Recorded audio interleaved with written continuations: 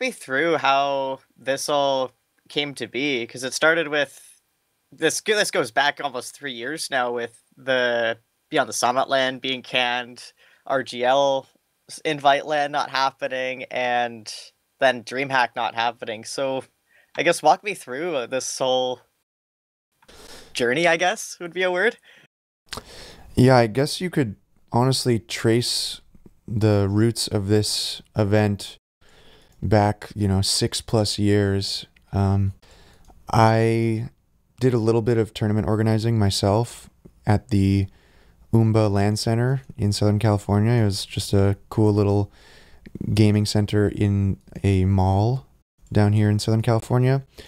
I also was, involved in some capacity with organizing Rewind One LAN and being like one of the main contacts from the community with Esports Arena. And so it's kind of just continuing that or reviving that from, years past. Obviously, we got Rewind 2, but then that's when things started to kind of fall apart. Rewind did not have a third installment. Esports Arena hasn't hosted a TF2 event since then. It was supposed to become Episode 3 LAN as sort of a spiritual successor at Thunder Gaming, but that also fell through due to various issues. And then the next year after that was Beyond the Summit. That got canceled due to various issues. And then we had RGL LAN, which got canceled due to COVID. And it's just been a string of very unfortunate events. But for me personally, I've always been an advocate for LAN. And I've kept the dream alive, at least, in my own head. But once this opportunity presented itself, I definitely wanted to pounce on it. I guess I forgot to mention the DreamHack also was sort of the most recent inspiration for this, because that was going to be, originally that was supposed to be the SoCal LAN in February.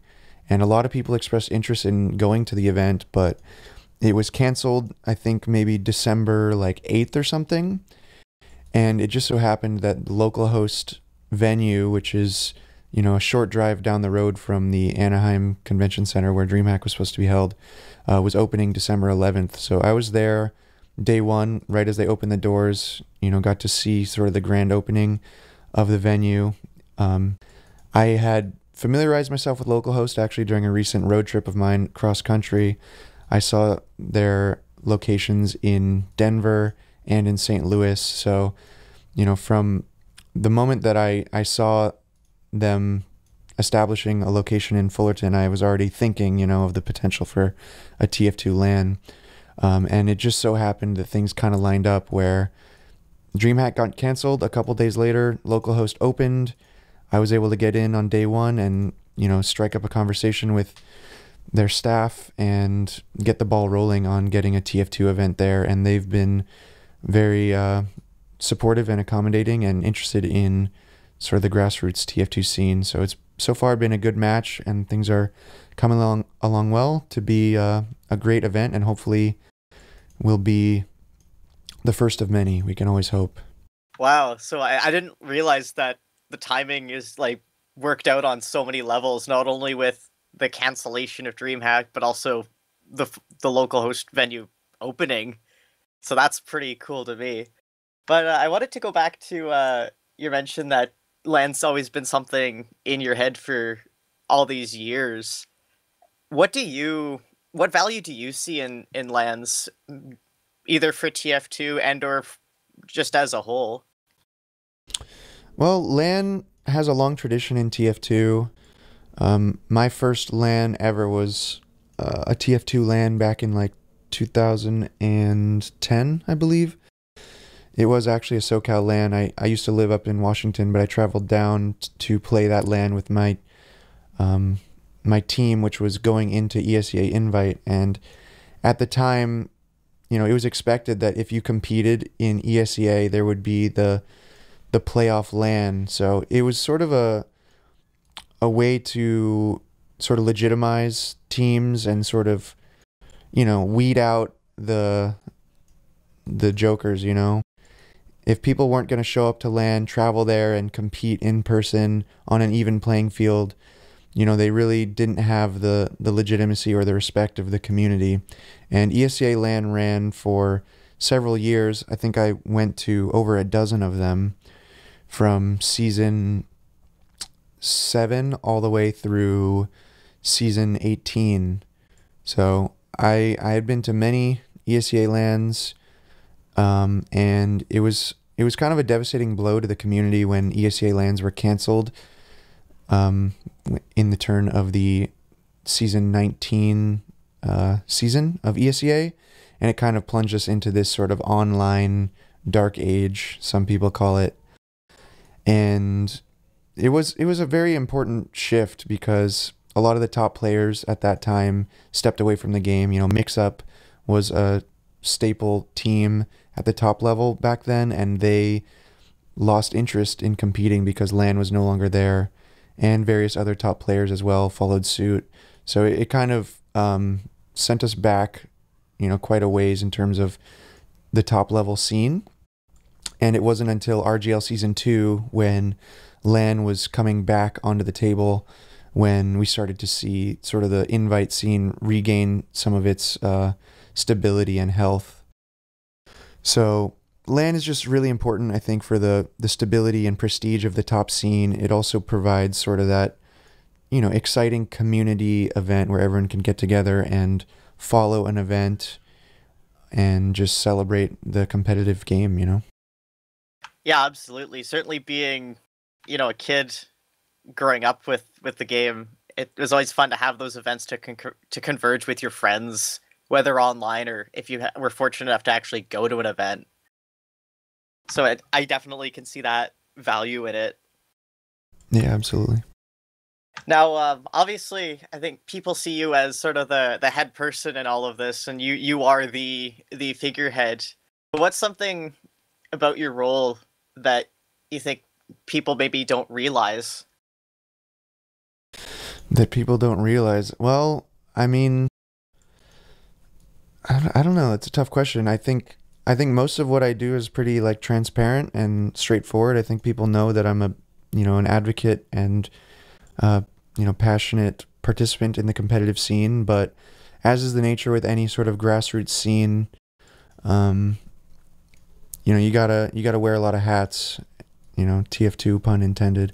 I'm a competitor, but I'm also an event organizer, I guess, and also work on branding stuff and content and all this kind of stuff. There's just a lot that I think has to be done at a grassroots level. So I just like to step up and make sure that stuff happens, because if I don't do it, then sadly I don't really know who else will.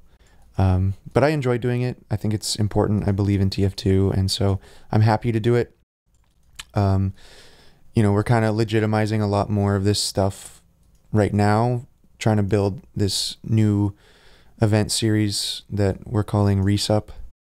It's sort of a way to, try to reinvigorate things in the competitive scene. We already ran a Draft Cup, and now LAN is going to be event number 2, but, I think people should expect that there's going to be more. So maybe that's one thing people aren't prepared for, is that this is only the beginning. We got plans to do more, and we're pretty ambitious. I'm an ambitious person, and I'm willing to invest in it. I think that's a big part of it as well, is that this is going to be a serious venture on the content side, and also sort of as like a business as well, to try to be sustainable, try to engage people on the competitive side, on the fan side, the content side, etc. Just really try to make this a serious effort. I like the hat analogy. That's definitely something I've seen from a lot of people, and having worked a lot of conventions myself. What would you say has been a large adversity or difficulty that you've encountered in the whole process? I mean, there's been a lot of hurdles. Probably our biggest challenge, honestly, was just more of the technical stuff with like server setup Because I've been to several LAN tournaments, like in Scotland, where uh, let's just say the servers weren't actually hosted at the LAN. They were online LANs, which I think was mostly a technical hurdle and just sort of a a way that they were able to deliver a tournament, but not technically on like 5 ping or 0 ping that LAN should be and that people expect. Um, so when I, committed to running this event, the servers were kind of just like, oh yeah, we'll figure that out later type thing. But it was a little more complicated than I may have given it credit. But thankfully, we've gotten it all squared away in big part thanks to Nerd Street, who are the operators of Localhost. They have a server expert who has hosted Counter-Strike tournaments before, and we had a productive meeting with him the other day where he, got everything up and running, and we confirmed, that the servers are working, everyone's getting their nice 5 ping, plugins are working, etc. So that was a big challenge for us, to be honest, because, operating a Linux server is a bit over my head, but I'm happy to say that that has now been figured out. Yeah, that is something that instills fear in me, servers. Yeah.